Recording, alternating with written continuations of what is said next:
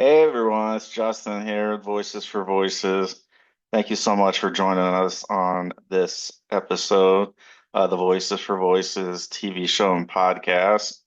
If you can do us a big favor and hit that subscribe button, give us the big thumbs up, like, follow, share, reach out to 25 of your closest friends, family, or followers. Let them know about the Voices for Voices TV show and podcast. We would greatly appreciate that.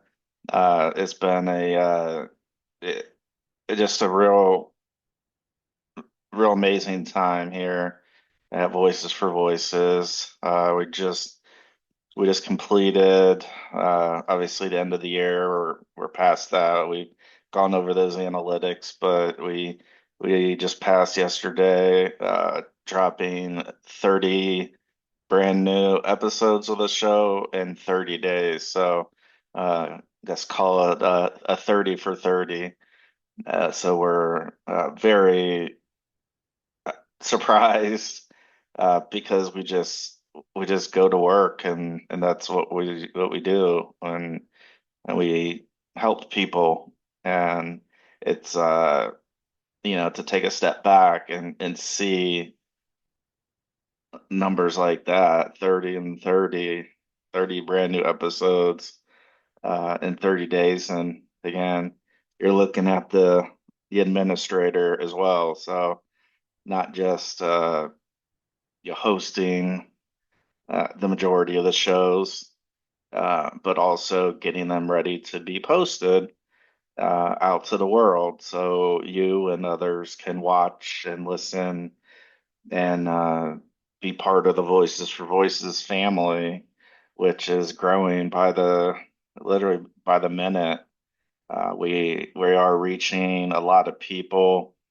Uh, we're One of the big goals we have just in general is we're reaching at least 100 countries and territories. Our big goal is to reach at least 300 countries, territories, provinces. And right now we're reaching 1,008, I believe, cities worldwide. And I don't see a reason why we can't be reaching 3,000 cities worldwide. And with your help, I know we can do it. It's something free to do, to share, like, subscribe, and we would greatly appreciate that. So today was another day, another strategy session to see where we're at, what the following rest of the month, but not just the month of January. We look at things, monthly and then quarterly. So that just means, there's 12 months in a year, and so quarterly. So that would be there's 4 quarters in a year. So we just take the total of 12 months, divide it by four for the 4 quarters, and then that takes us to 3 months. So we had a pretty robust strategy session on where we're at, where we see ourselves in the short term, the medium term, and then the long term.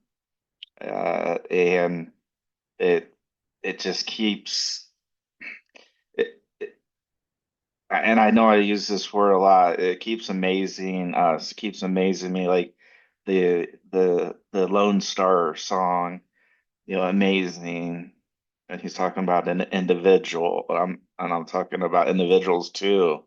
We're just amazed at the traction that we're picking up and we have picked up as this small bite-sized organization, and we just uh, continue to drive forward. We just do it.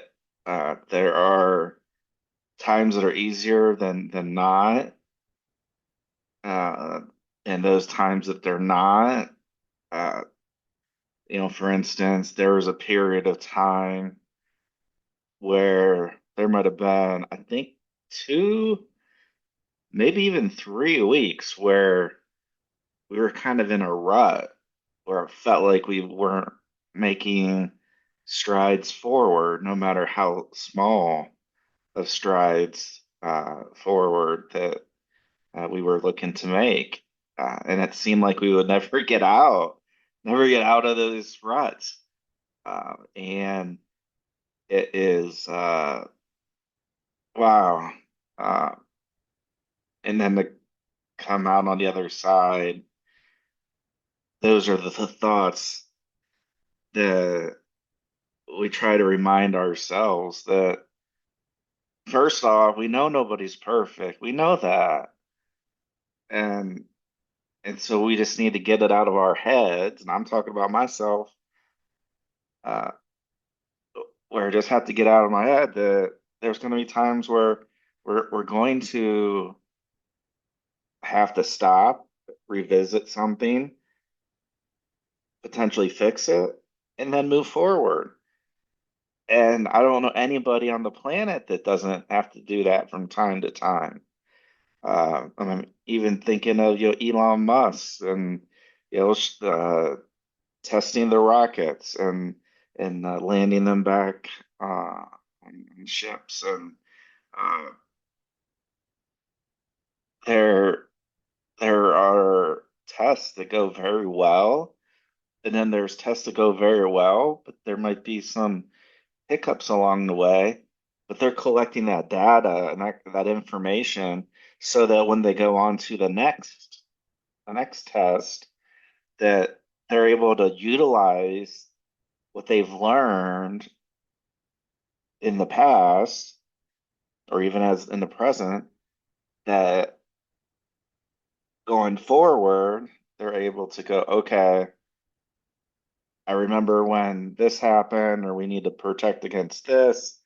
Doesn't mean that no, again, it doesn't mean that there's going to be no mistakes, but we just try not to make the same mistake twice. And that's the same thing for me. Uh, I try to not make the same mistake twice. Have I? Yeah, oh, yeah, I've made the same mistake twice. The goal is not to, but we're human beings, so we're not perfect. So there are going to be times that no matter how hard we try, that we're going to fail, or we're not going to meet the goals that we set out to. But there's going to be times when not only do we meet those goals, but we surpass them. And it's those times that we sit back and look and say, all right, this is worth it. It's very much worth it what we're doing. Because as we talked to our most recent guests, and just about every guest we have on, it, depending, how the conversation goes, we talk about that of, we can only do the best that we can. And when we mess up, when we screw up, whatever words you want to use, I mean, it doesn't, this is something I've learned over time. It doesn't do a whole lot of good to uh, look at something we messed up on and to dwell on it. Now, have I done that? You bet you, I have. I've done that before, but it hasn't done me any good when I do that. When I can't get that out of my head, that what I did is like, oh, Justin should have known, should have checked that, that second or third or fourth or whatever, however many times. But guess what? Because we all make mistakes, sometimes the mistakes we make, others may not see. And so sometimes it's not as bad as what it seems to be.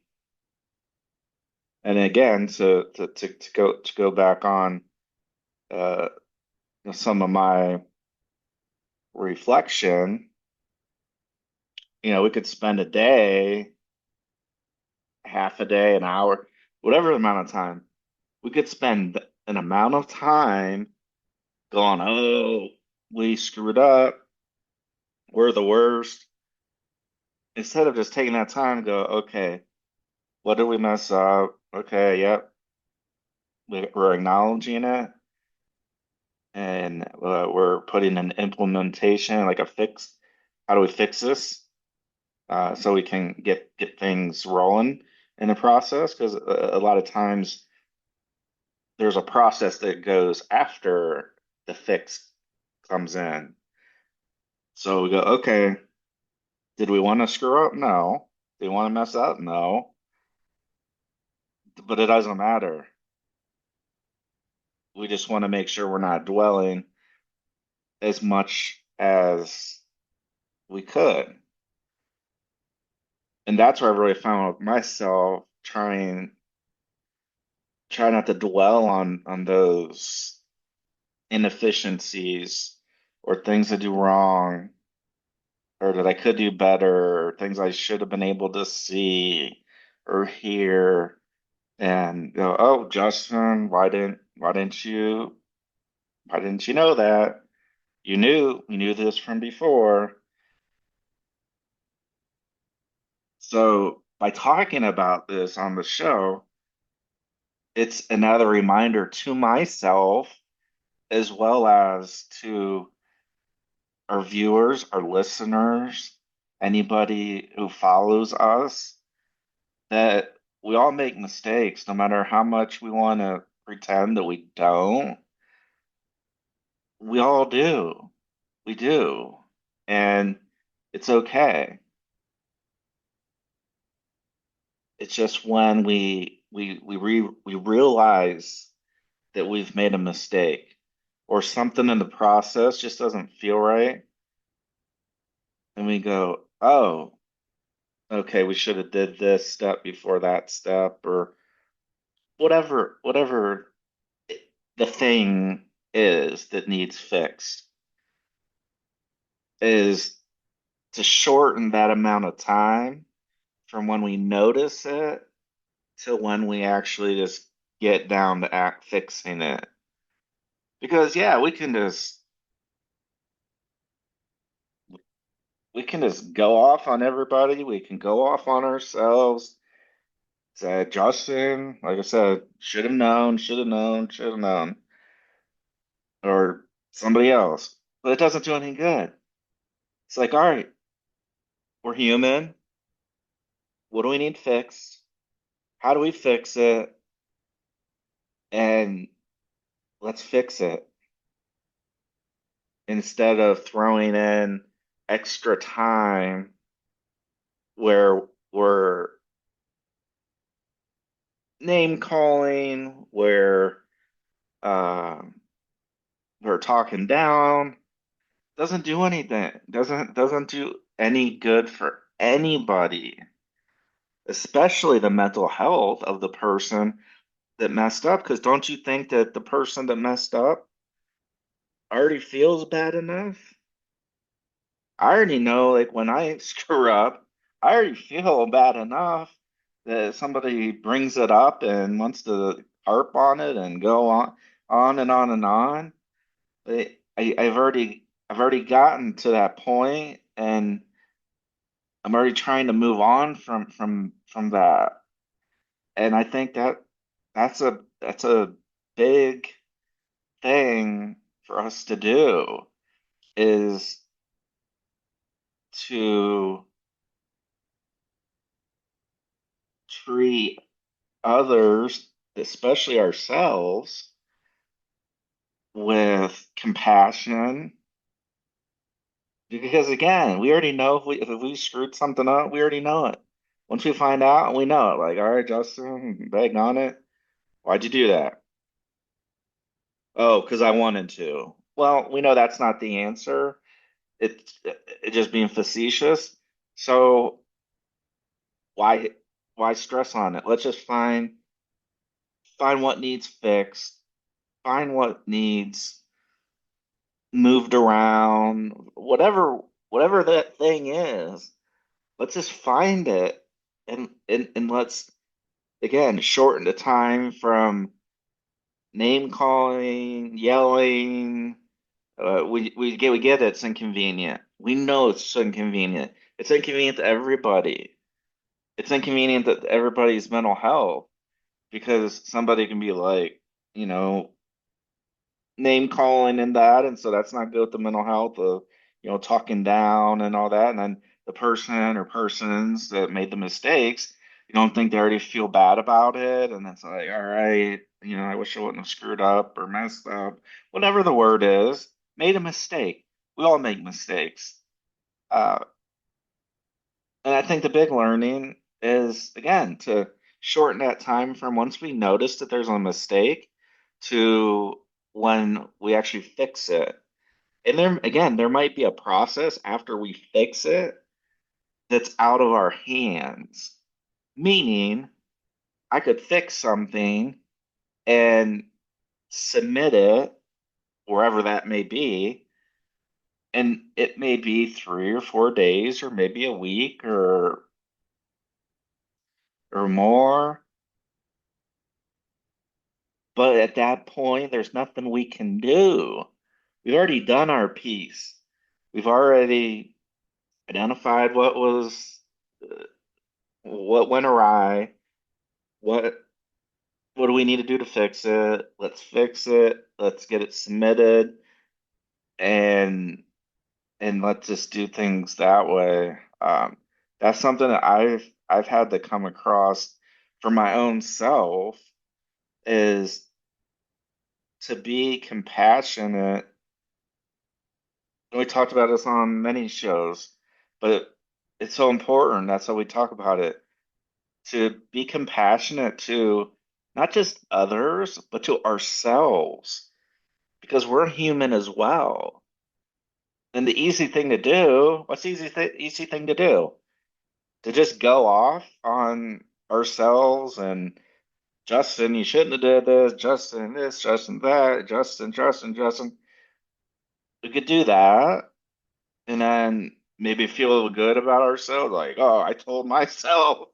I know it sounds super um extreme, I guess, maybe in a way. Uh, but it happens. And there's nothing we can do about it. After the mistake, the thing is done, it's wrong.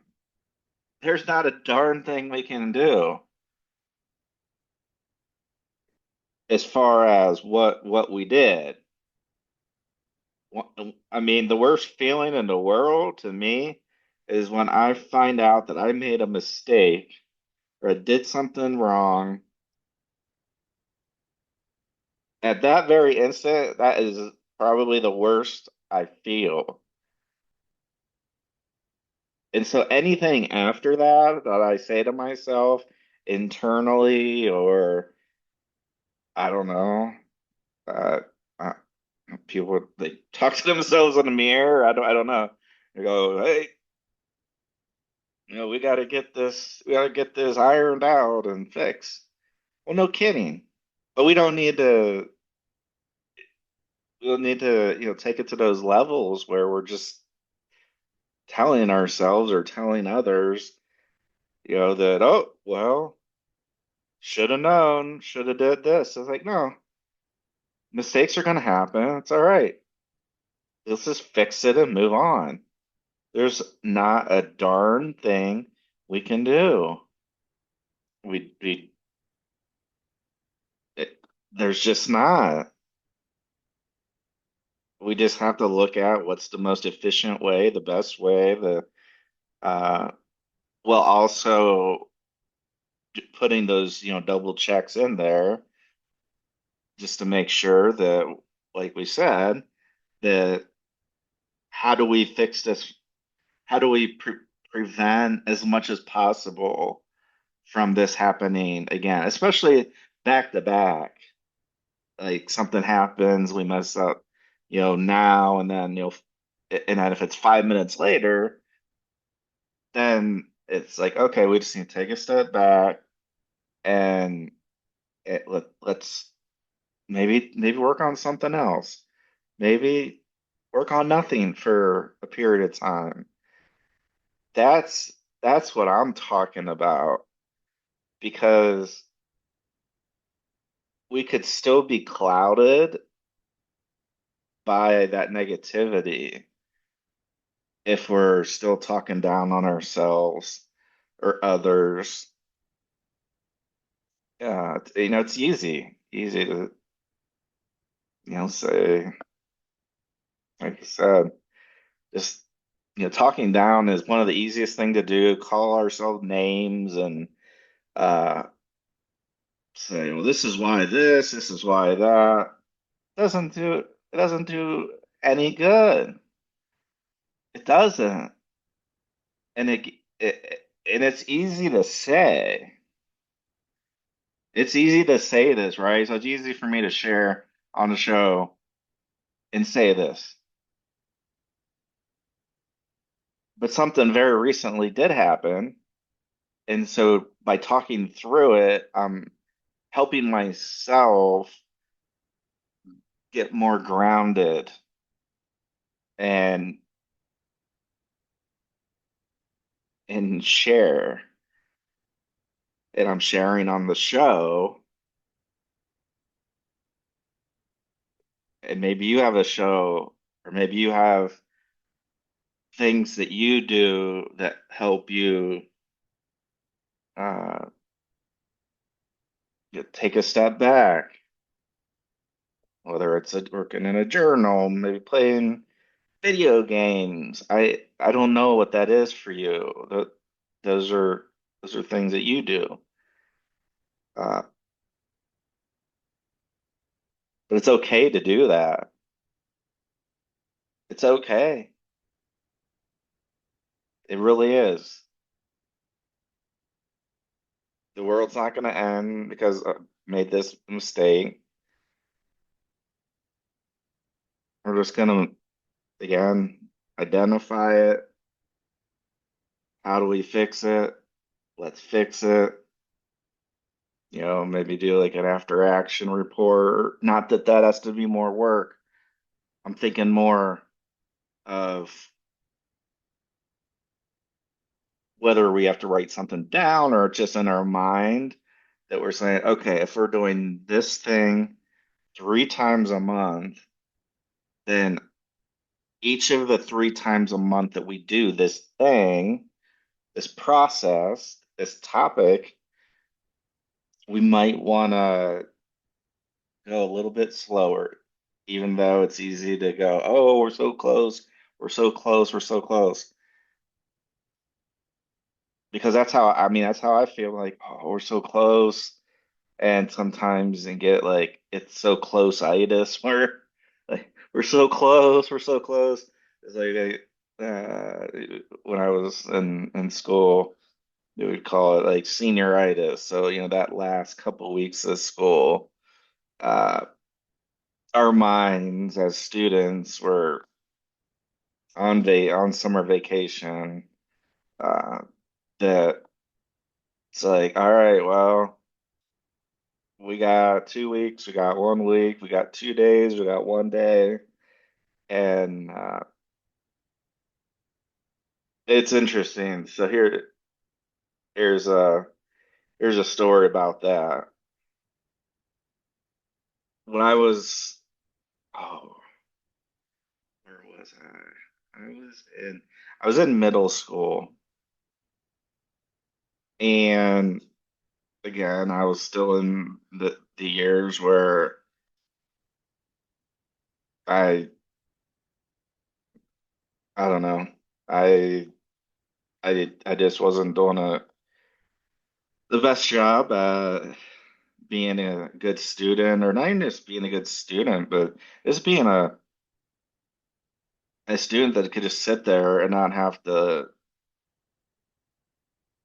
be the, I don't know, class clown or what.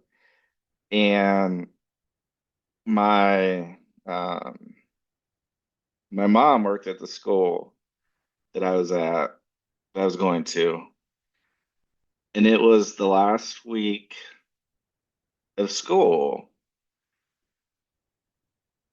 And one of the ways we could get punished was, depending on the severity and all that. I mean, I don't do the fighting and all that. I'm just more of like, that's just not me. I'm just more of the, I don't know, or I was, the like the talker. And so I, have that saying of like, if you don't have anything nice to say, don't say it at all. Well, I could have heeded that advice, that there are many times, especially those times. So it's the last week of school before Christmas, before summer break here in the United States. And I was in class, and again, my mom worked at the school. So she was at work at the school. And one of the, one of the last, so there, let's just say there's 5 days left in school. At some point, and probably like the second or third to the last day, meaning that there was only like 2 days maybe left until we'd be out for the summer break. Again, my mom was at work, I was at school, and of course I had to run my mouth about something. And did I need to do it? No. I think I would. I think looking back, I think it had a lot to do with my insecurity of myself, and that I was looking for some kind of, I don't know, validation or something like that. And so I couldn't keep my mouth shut, and I ended up in detention. It was either the last day of school or the second to last day of school. And some of the time that so school would end, and if I couldn't drive, it was a middle school, and if I didn't want to take the bus home, most of the times I would ride with my mom to and from school. It just made sense. We're going to the same place, and both ways. We're going to school, and then we're going home. And some of the times after school would end, my mom would still be working a little bit longer, like either half hour, an hour longer. And many of the times I would go down to the gym while I'm waiting for my mom to finish. And I would just, play basketball, just, practice shooting foul shots and layups and just, and so that's what I would do to kind of pass the time. And so it kind of helped me practice because I was playing sports at the time. And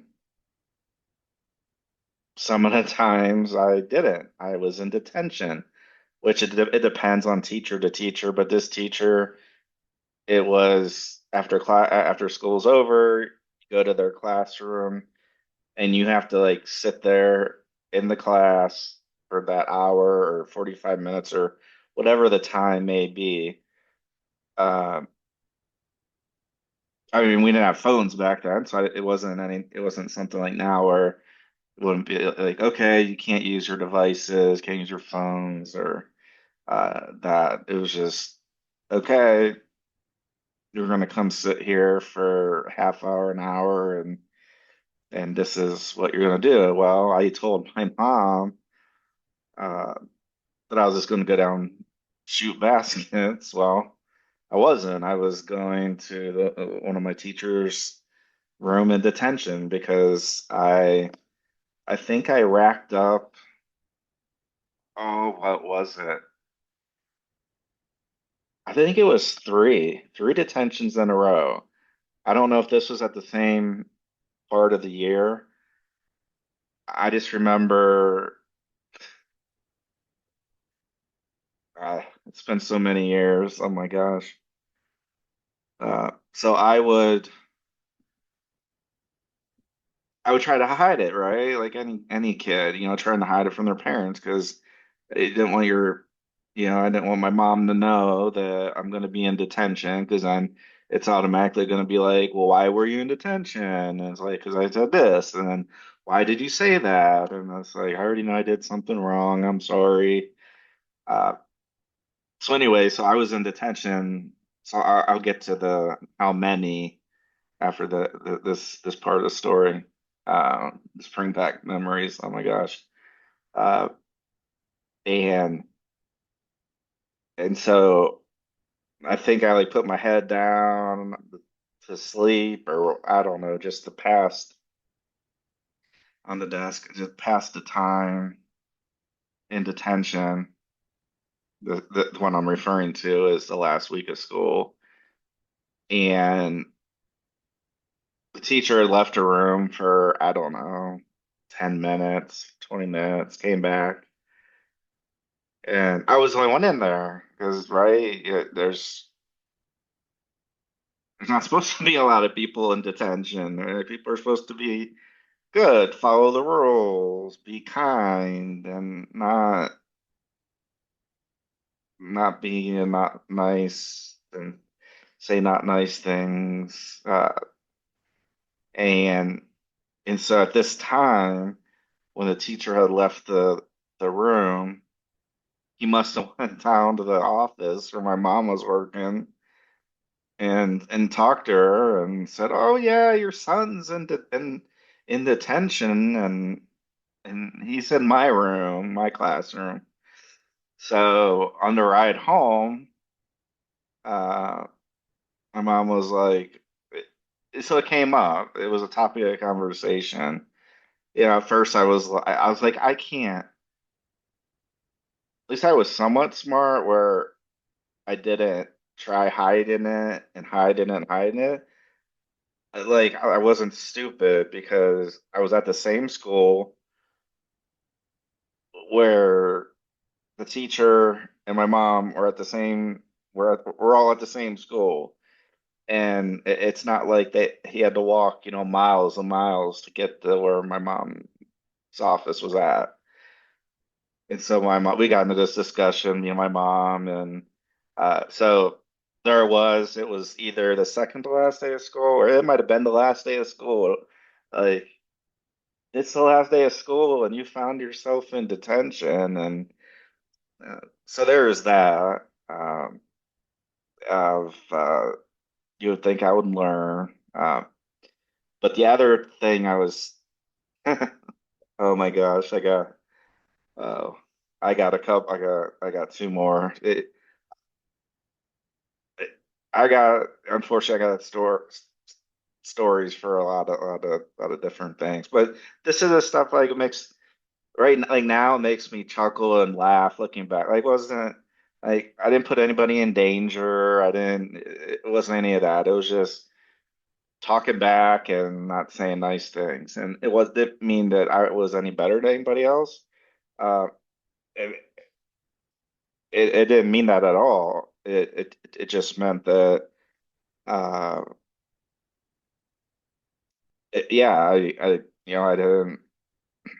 I wasn't causing a ruckus or anything. But the same teacher, and I think this was earlier than this last week of school with the last detention with saying, "Oh, telling their mom they're playing basketball when they're actually sitting in my room in detention, Mr. Hayes."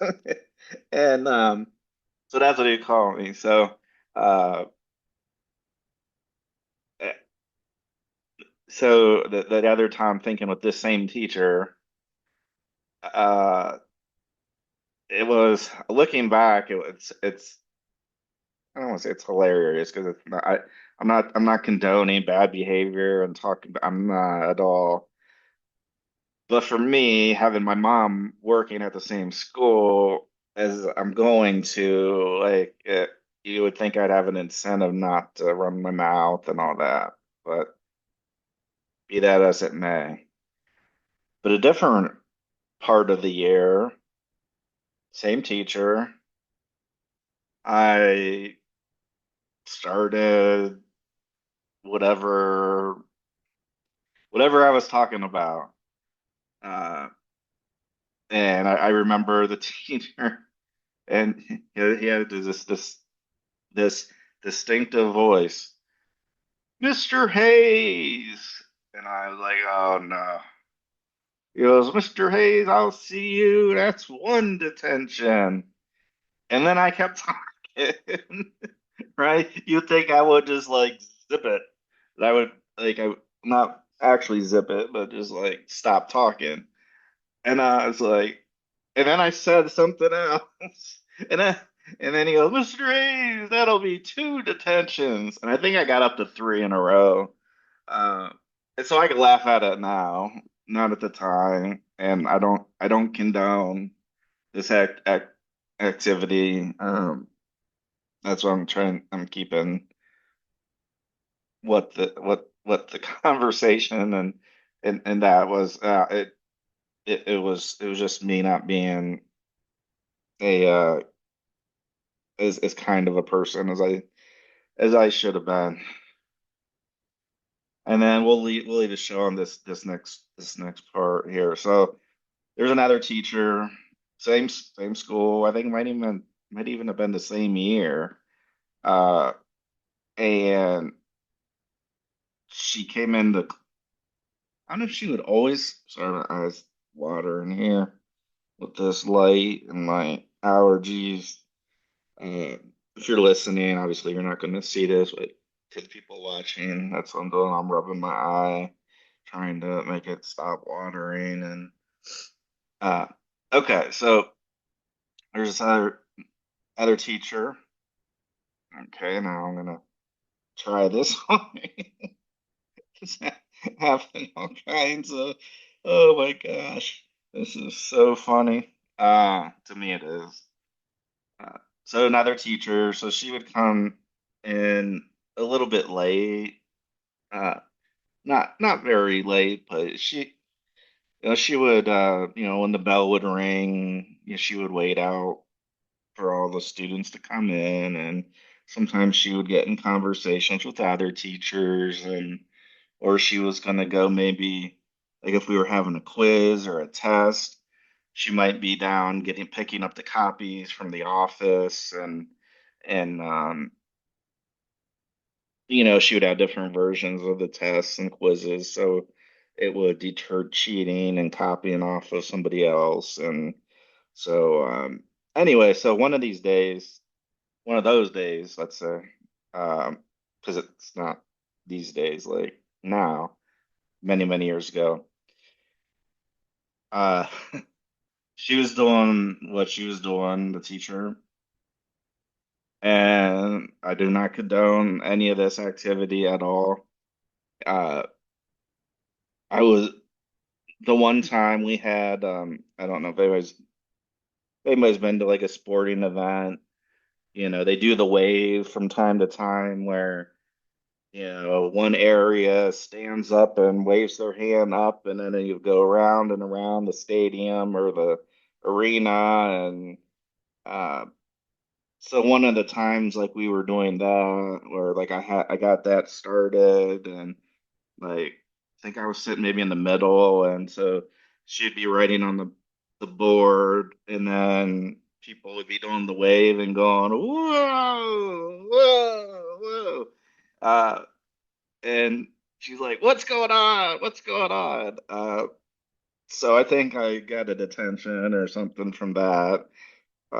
but that wasn't the real the, what I think of right now. I think of her coming into class late, and I'm like, give my teacher a detention for being late. And so, my fellow students, they're like, no, you won't. You won't do that. And I'm like, oh, you don't think I will? And and so I was like, all right, you don't think I will? So I did. So I knew its drawer because I obviously, sometimes teachers would make it official that you were in detention, and sometimes they wouldn't. So some of them would fill out the paper, and then they would file that with the office and all that, and then you were supposed to get it, I think, get it signed, I think by a by your mom or dad or your guardian. Um,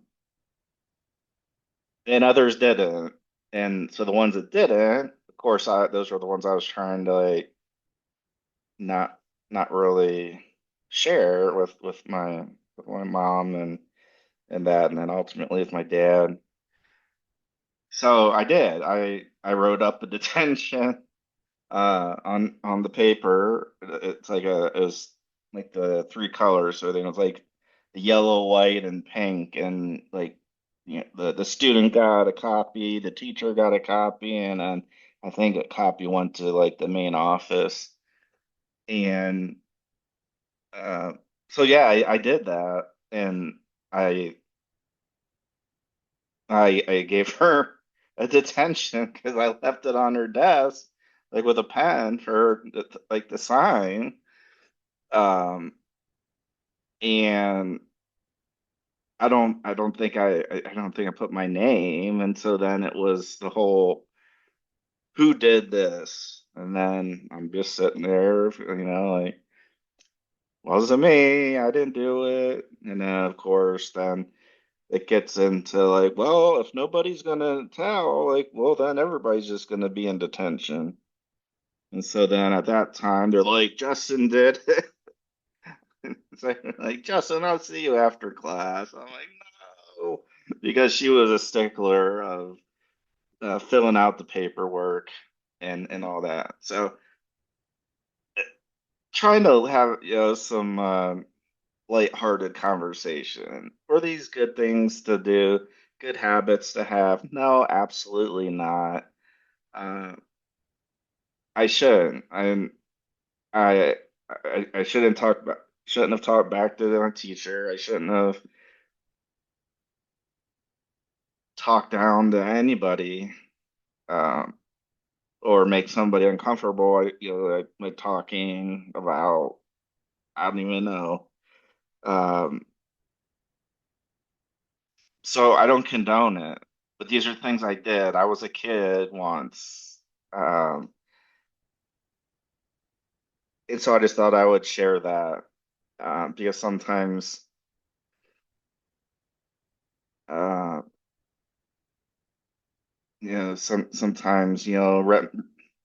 reminiscing, even though it was not the best. These weren't what the best things. I'm laughing, I apologize for laughing. I apologize to the teachers that if they're watching or listening, uh, that I made lighthearted comments about the class and the detentions. Uh, but every once in a while, we just have to laugh, and so this was my way to kind of round out this episode of talking about like we all make mistakes. Let's just try not to harp on them or take too much time restating the obvious that there was a mistake. Like we know, and we're not happy. We didn't plan to do it. It just happened. And so that's kind of the first message. And then the second is obviously, some years later, obviously, this is more than 20 years later, uh, but, we could find ourselves maybe laughing or just having a quick joke and not that we're laughing at people. I'm laughing at myself. I'm not denying that I didn't put myself in these situations and get detentions. I mean, I mean, I wasn't in detention every single day of the year, uh, but there were sometimes I was, and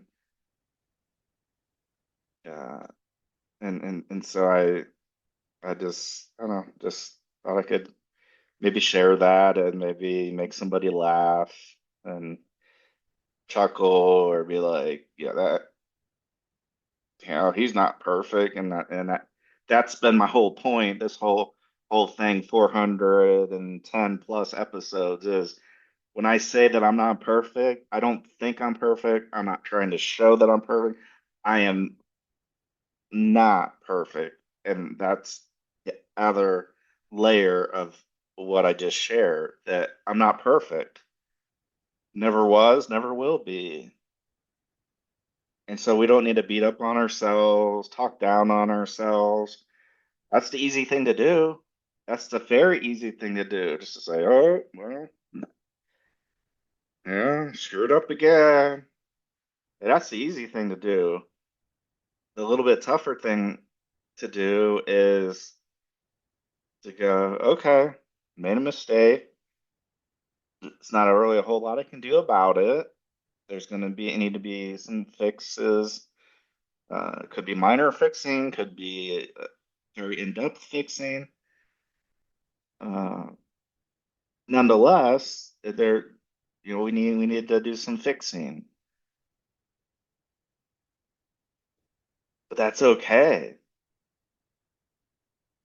It's okay. It really is. I'll go back to my very first group therapy when I came out of the hospital in November 2017. I mentioned this in my book, The House of You Prescription for Living, where I was literally just coming out of basically out of the valley of what seemed a sure death. And I was I was having this very hard time, a really hard time. And this gentleman was our uh, one of our art instructors. And there was one day lunch would be like right after we would have his class.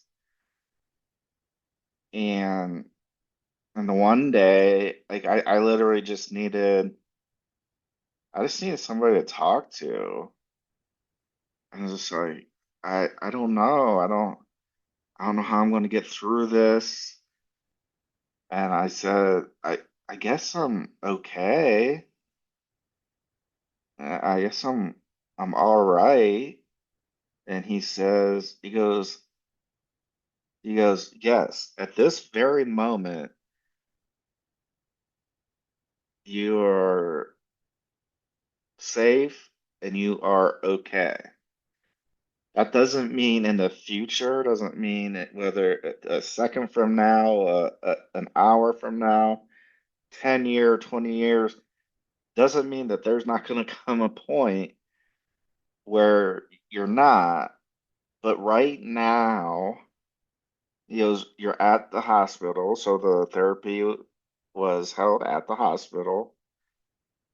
Um, and so he said, you're seeing the psychiatrist every day. You're seeing the nurse monitoring your blood pressure because I was one of the medicines I was on. I was worried, like I was worried about everything. That my blood pressure would either be too high or be too low, would have too much of this vitamin or too low of that vitamin, and I was just like, those things have 8 years later have carried with me that when I go through like my evening prayers, that's one of the that's one of the things I recite to myself. Like, like right now, Justin, you're safe and you're okay. It's not saying again, not saying that in a second or in an hour or in 10 minutes or 2 minutes or a month. Not talking about that. We're talking about this, that this is where the grounding comes in of what use is if I get upset about a mistake that I make or somebody else makes? It's not going to do a whole lot of good because all I know is right this second, I'm safe and I'm okay. Like I might not even get to the point to be able to see whatever the mistake was to be fixed. Like, so why would I be worried about that? I hope that makes a little bit of sense. But thank you for tuning into this episode. If you can hit that subscribe button, if you can give us the big thumbs up, like, follow, share. If you can send an episode or a few or the title page uh, for the Voices for Voices TV show and podcast to 25 or 50 of your closest friends and just let them know about us. That we're trying to help at least 3 billion people over the course of my lifetime and beyond.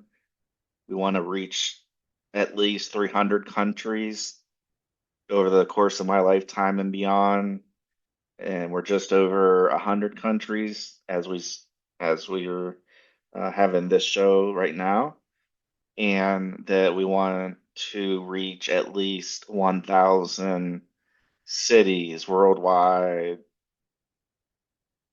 over the course of my time and beyond, course of my lifetime and beyond. And right now we're at 1,008, I think is the number we're at for cities that we've reached.